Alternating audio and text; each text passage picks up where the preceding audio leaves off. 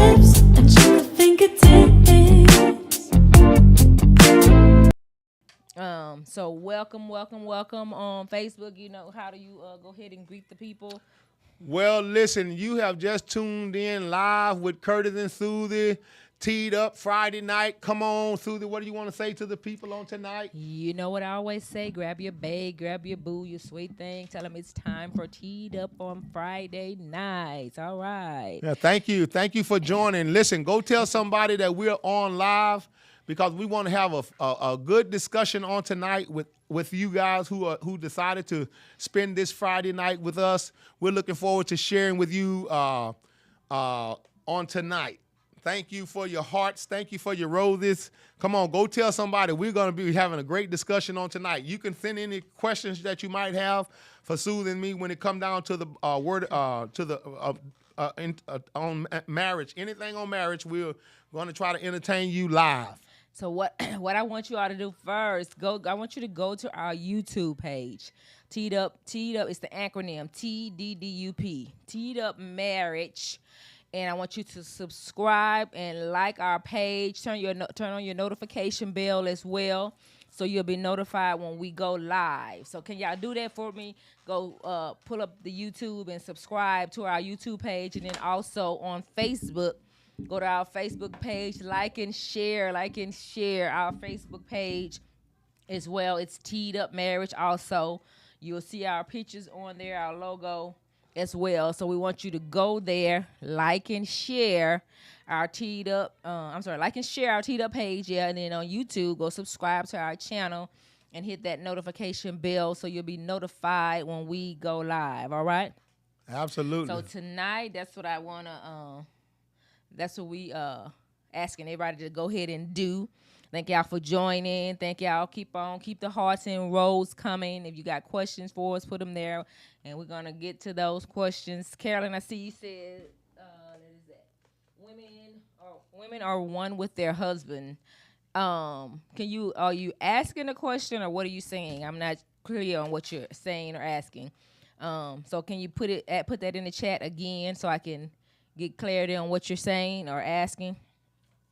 So, but tonight, what I'm going to kind of give you all a little history. Honey, it's not going to be on there. Oh, it's not? Okay. I'm going to give you all a little history about ourselves. I'm going to be interviewing my husband tonight. He don't know. He's not privy to any of the questions. It's just some simple here. I'm going to be interviewed. Yeah. Oh. So I'm going to interview him, kind of let y'all in, give y'all a little insight about us, our relationship. What's her question again? I'm trying to understand her. I don't know. That's okay. why I told her to put it in there again. Yeah, help us to understand your question so we can answer that question. Okay. I think I know what you're saying, but I'm not 100% sure. So rephrase that question and then we'll answer it. Okay. So. Like I said, tonight I'm gonna interview him, ask him some questions, and I know y'all probably have seen different videos where couples are saying who's most likely to. So that's what we're gonna start off with, something like that. Who's most likely to? You know, you point to yourself or your spouse to see, depending on what the question is. If I think it's me, I'm pointing to me. If I think it's him, I'm gonna point to him. All right. So that's what we're gonna start out with. But first, remember, I want y'all to go to their YouTube page and subscribe and turn on the notification, and then also go to Facebook, like and share our Facebook page, and tell someone about Teed Up, because we have some interesting stuff. We meet. We can talk about that a little bit. We meet twice a month. We have an in-house session where we may talk about whatever topic that's Couples on the table, whatever topic, any relationship questions is what we may talk about, from the bedroom to finances to blended families. We talk about everything. There's nothing that's off the table. And then on the second time when we meet, it's an outing, like a date night. We may, go to different spots and just have some fun together, because it's good to always have fun with your spouse. So if you're interested in being a part of Teed Up, we would love to have you and your husband, or you and your fiance, if you are engaged.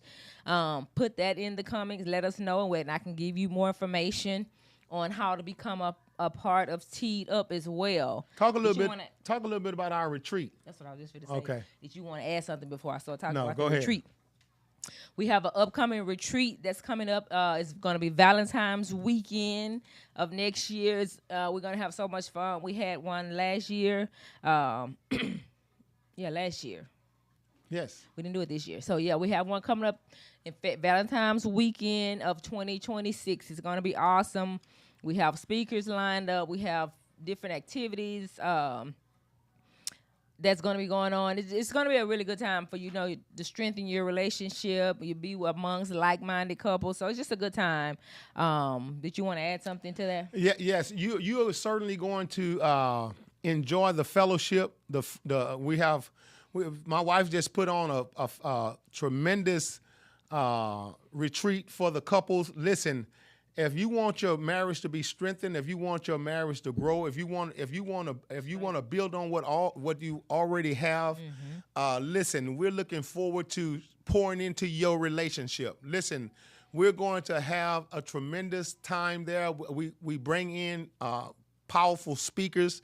As a matter of fact, from that's going to impact your life. We're not just bringing you there just to eat cookies and have snacks. We're going to pour into you. We're going to pour into you from a biblical perspective and help you to strengthen your relationship and build a relationship. You want a God-centered marriage. And if you have a God-centered marriage, your marriage, listen, I'm not saying that you won't have problems, but if you learn to put God first in your marriage, then it's going to be a lot more productive relationship. Yeah, and then he mentioned about cookies and snacks. Now, I don't know, some of you may have been to retreats and you may not have, but typically when you go to retreats, most of the time you just get your literature, and you may get some snacks like cookie and water. But when we have our retreats, they have full lunches and dinners, and we have snack breaks. So you not only do you have getting empowered in your relationship, strengthening your relationship, you have food for your natural body. We have a hearty breakfast, lunch, and dinner, and then we have PM snacks. So it's going to be worth the cost. It's going to be worth the price. Let me add this. Worth the investment. That's what I call it. Invest in your marriage. Exactly. Let me say this right here. We spend thousands of dollars on the marriage. But it's a tragedy that we're not willing to spend $200 or $300 to maintain it. Listen, who buys a car? Who pays $50,000 for a car, $100,000 for a car, but you spend nothing on the maintenance? That's going to be a investment that's going to be a tragedy. The average wedding costs what? Anywhere from this just $25,000 to $100,000. $25,000-$30,000. That's a basic. Yeah, and some of them get higher than that. But then, like you said, they don't want to invest $300-$400 in a retreat in their marriage. Exactly. So you get the marriage, but you're not willing to maintain it. Mm-hmm. And so that's so critical. You got to spend time. You got to upkeep. Maintain your investment. A marriage is an investment. Just think about it. When you get married, you spend $30,000, $40,000, $50,000 on wedding day, and then you do nothing to maintain it. Nothing. That's not a wise investment. So you got to learn how to upkeep your marriage and do the things that's necessary. Invest in your marriage. Absolutely. Invest in it with things like retreats and seminars and getting together with other like-minded couples.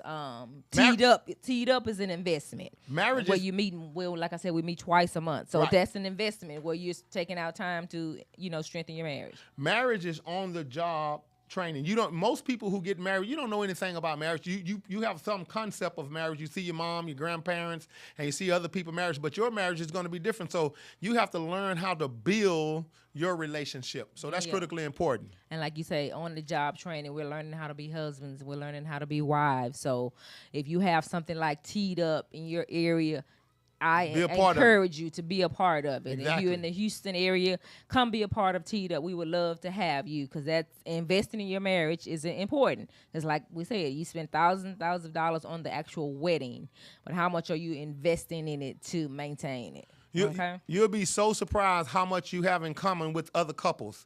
Iron sharpens iron. You can learn. Even in our setting sometimes, we couples say, well, we're having this problem, and somebody else will join in and say, hey, we having the same problem. What do y'all do to facilitate this? What do y'all do to better strengthen this area of your marriage. And so we give feedback and we try to help the couples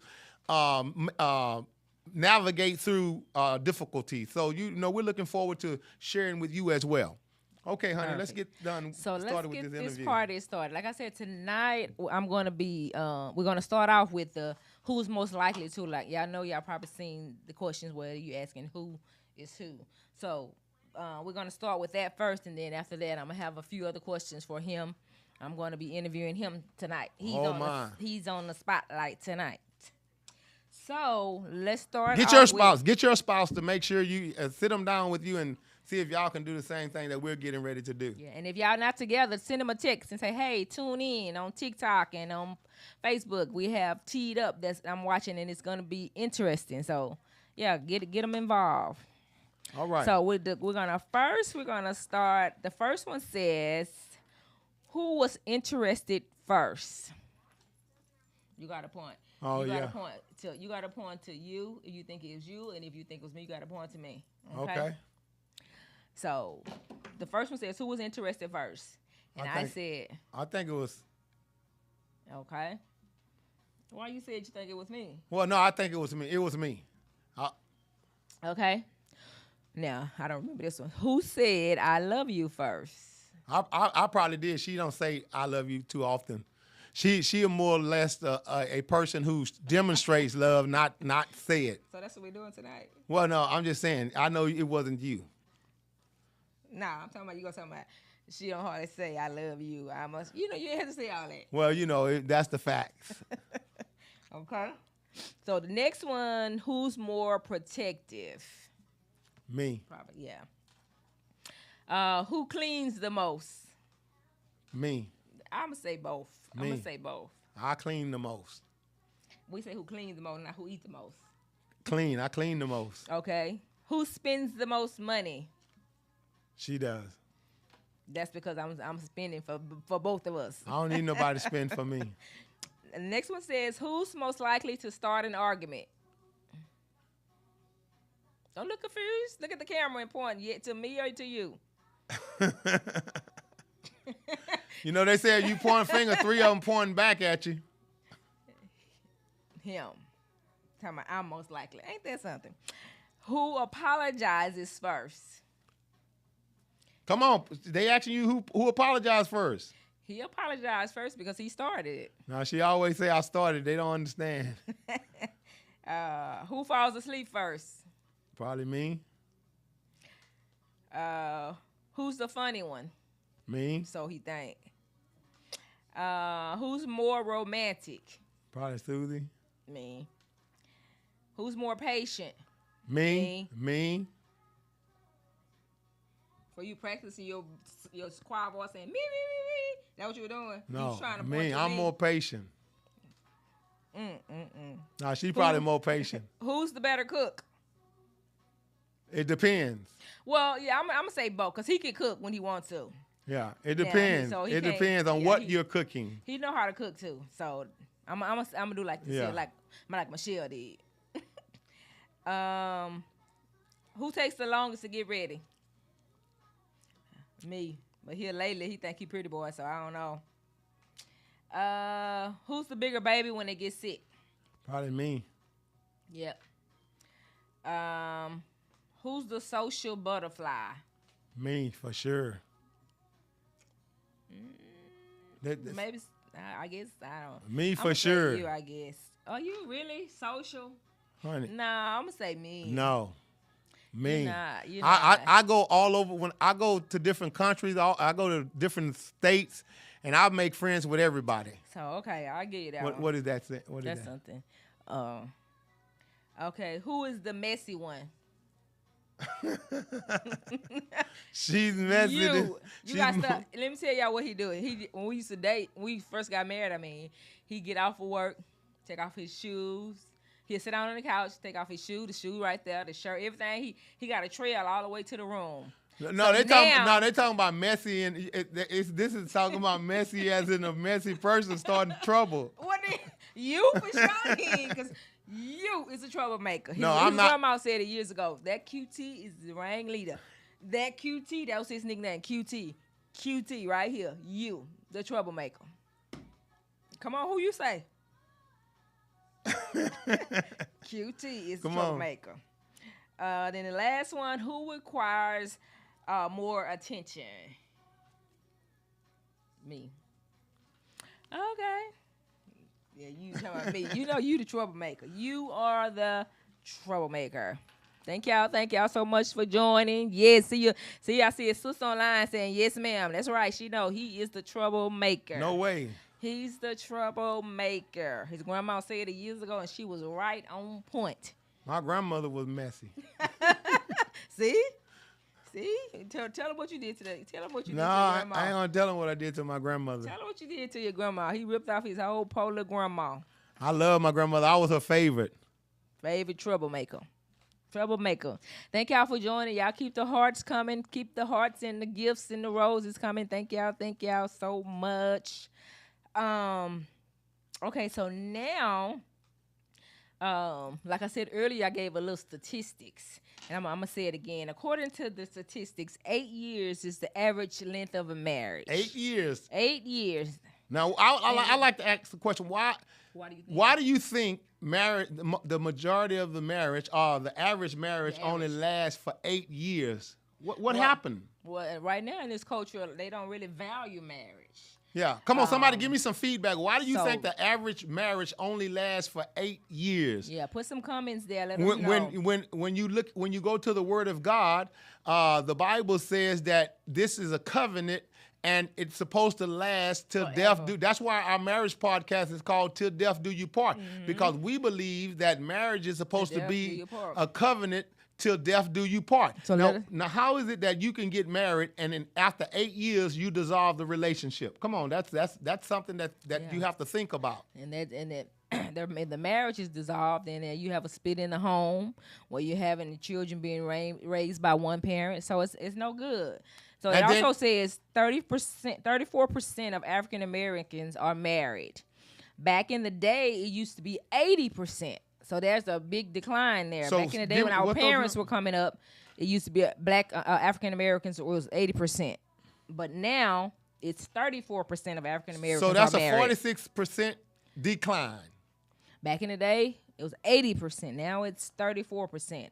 And then in the next 20 years, they're predicting it to be 15 to 17% for African American marriages. So we want to try to stop the bleeding.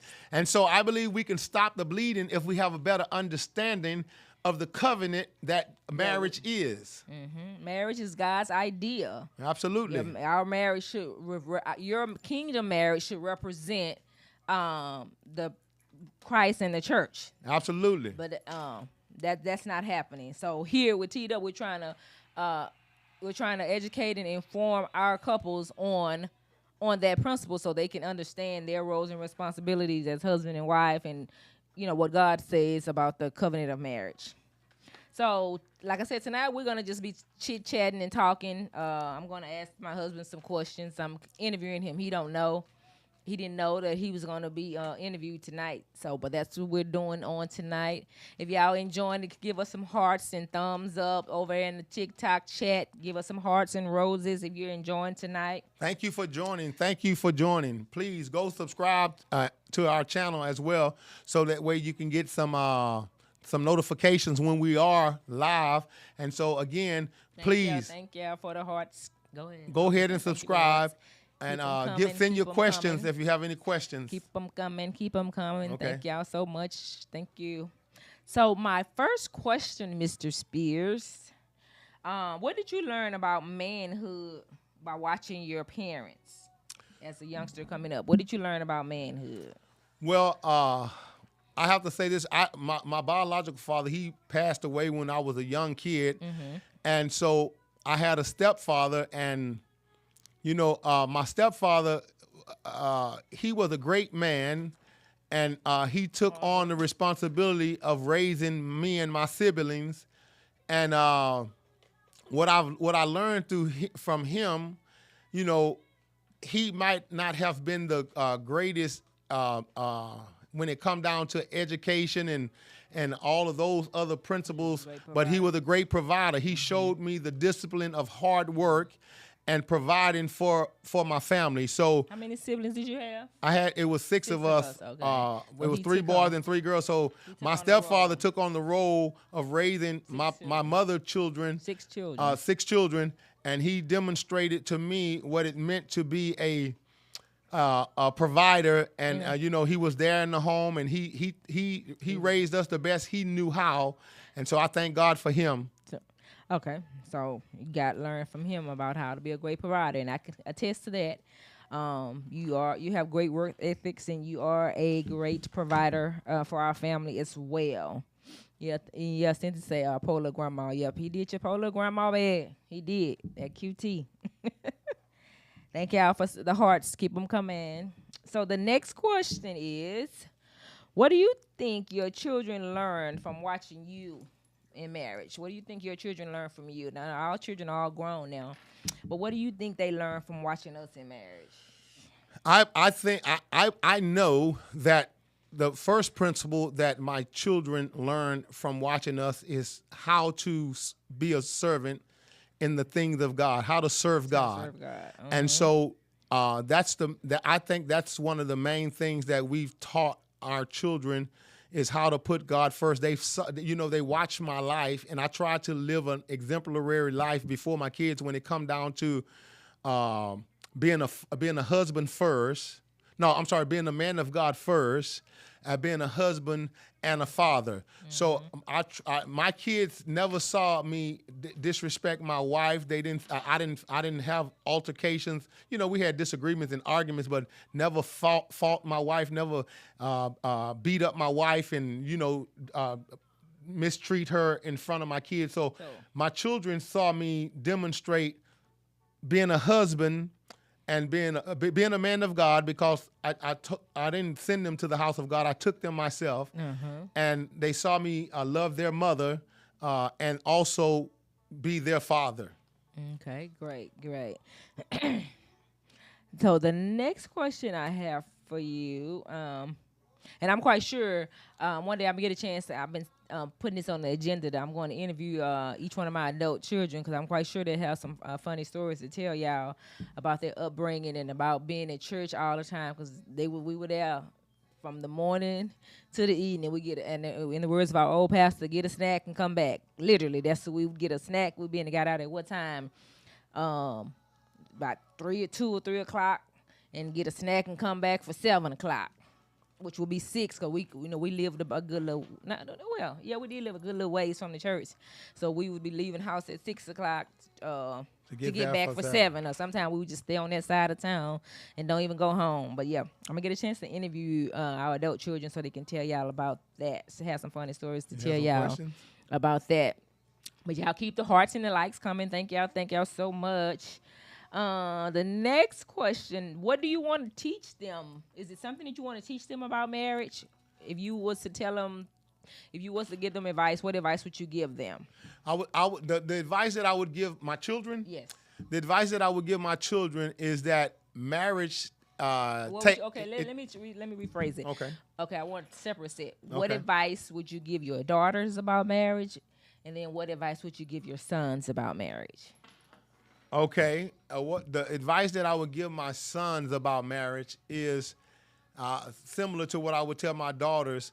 First of all, if you just try to go at it alone, you're going to have more problems trying to go at it alone with just you and your wife, versus if you have God, you, and your wife. And then there's always, it can always be an added tool if you had some counseling from a biblical spiritual leader that will help you to navigate through life, because life, the Bible said no man is an island. So because no man is an island, you can't do it in your own strength. You have to get some help. Okay, so you would tell them to make sure they get counseling. Spiritual counseling. Spiritual counseling. Okay. Godly counsel. Is that anything else you would tell your sons? I also would tell them, be patient with your wife, raise your children in the admonition and fear of the Lord. That's what I would tell my sons. And what would you tell your daughters I would tell my daughters, that when listen, money is cut off? listen, No more money from daddy when you said I do.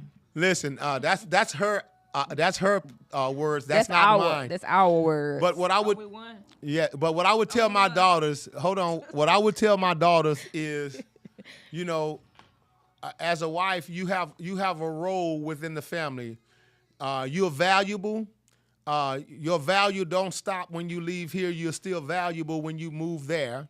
And also, take God's word serious and obey it. Don't be influenced by your friends and the culture that you're living in. Be influenced by the word of God.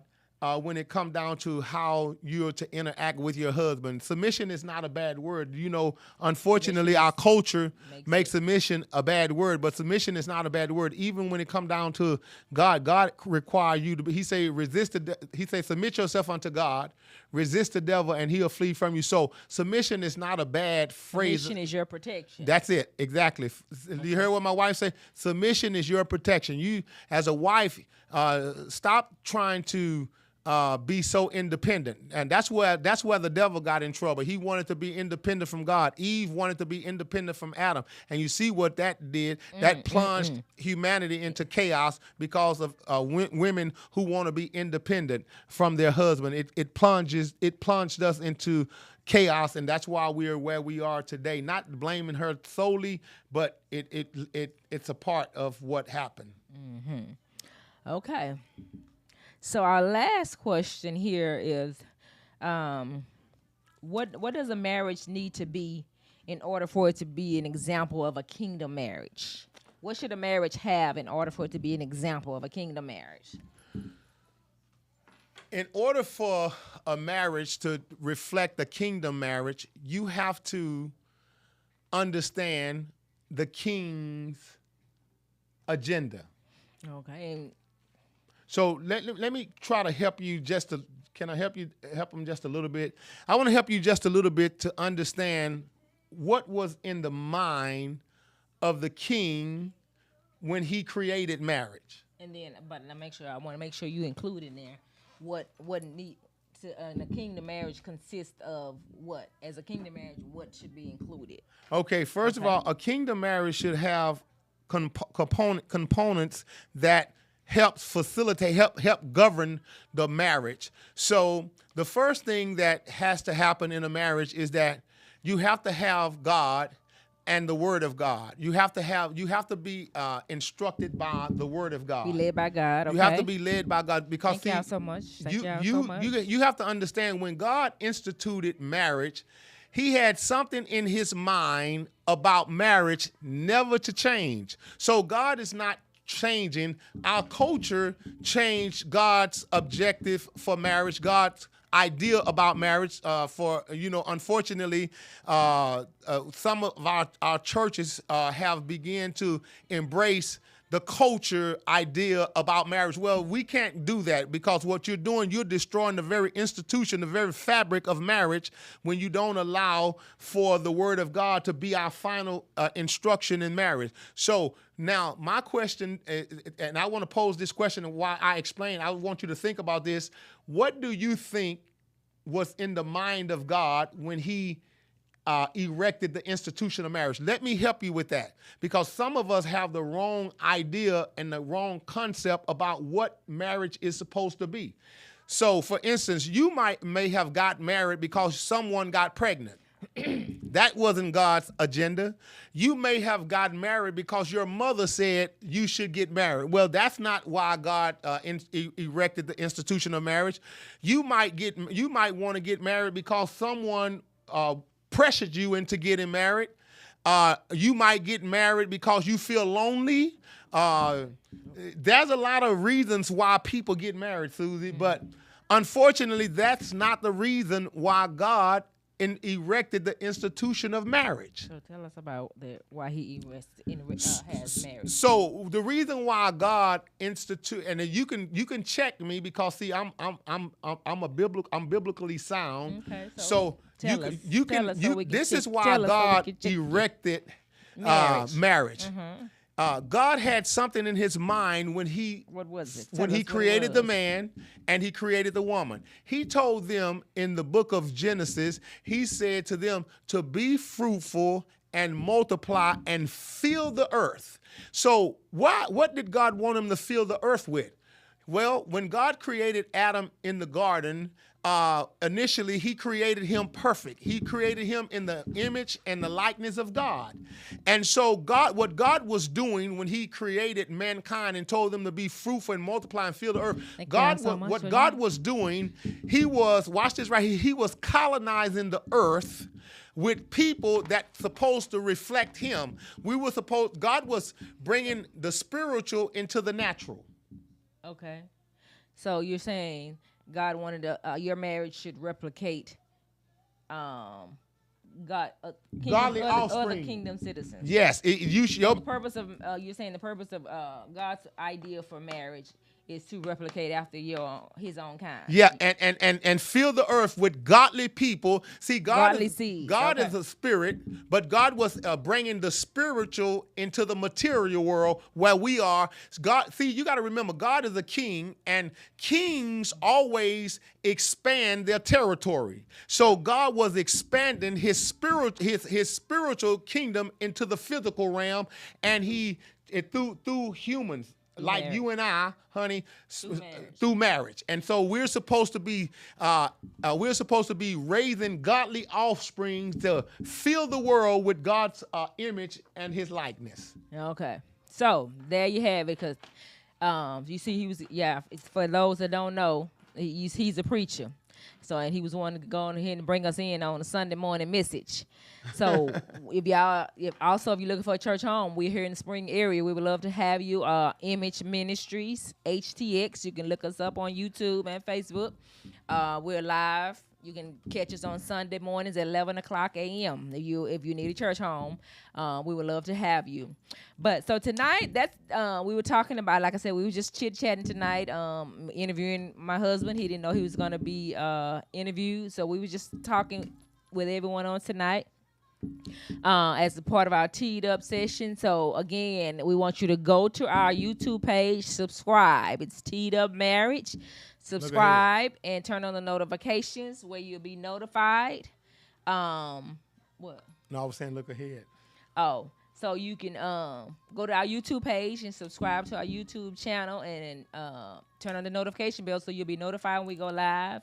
And then also go to our Facebook page, which is also Teed Up Marriage as well. Like and share. Tell someone else. Tell another married couple. Tell an engaged couple about Teed Up on Friday nights with Curtis and Susie. Also, tell them about we have an upcoming retreat. We would love to have you and your husband or your fiance to be a part of that upcoming retreat. Valentine's weekend. You're going to be here. That's all we're going to be talking about. Couples retreat. It's the theme this year is the art of marriage. I think I didn't mention that earlier. But for our upcoming retreat, the theme is the art of marriage. We want to gather as many couples as we can get. We want you all to be a part of their retreat because we're going to have some empowering sessions. We're going to have some good laughs and fun, some group activities. So we would love for you to be a part of the retreat Valentine's weekend for 2026. So stay on the lookout for more details about that. We'll have the link ready for you next month so you can start. We're even setting it where you can do monthly payments so you can make sure that you're in the building. We want you in the building. So we're setting up monthly payments for you to make monthly payments. I'm telling you, if you miss this retreat, you're going to miss a treat. We're really going to go all out for you so that you can be impacted and empowered to strengthen. Listen, your marriage is important, but you have to invest in it. You have to understand the importance of maintaining a strong, vibrant marriage. Listen, don't let the enemy destroy what God has erected. I'm not saying that God gave you your husband, but your wife, but he certainly erected the institution where you can get married. And the Bible says, what God has joined together, let no man put under. So why are we allowing the culture, Satan, demonic attitudes, other people to cause our marriage to go under? Well, I'm a fight for my marriage, and I recommend you fight for yours as well. The devil is not going to give up easy. He wants to destroy everything that God is for, and so we want to give the devil a black eye. Yes. So with that being said, we're gonna get ready to go ahead and close out. If you enjoyed tonight, give us some thumbs up and hearts in the comment section. Send us some roses. We really appreciate you all for joining us on tonight. Thank you. We hope you tune in with us again on next Friday as we're closing out. Thank you for the hearts. Keep them coming. Thank you so much. We appreciate you. As we're closing out, we're going to give you little nuggets for some things that happy couples do. They laugh together. They make sacrifices. They listen to each other. They give each other space.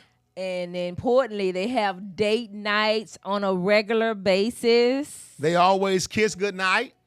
They're spontaneous.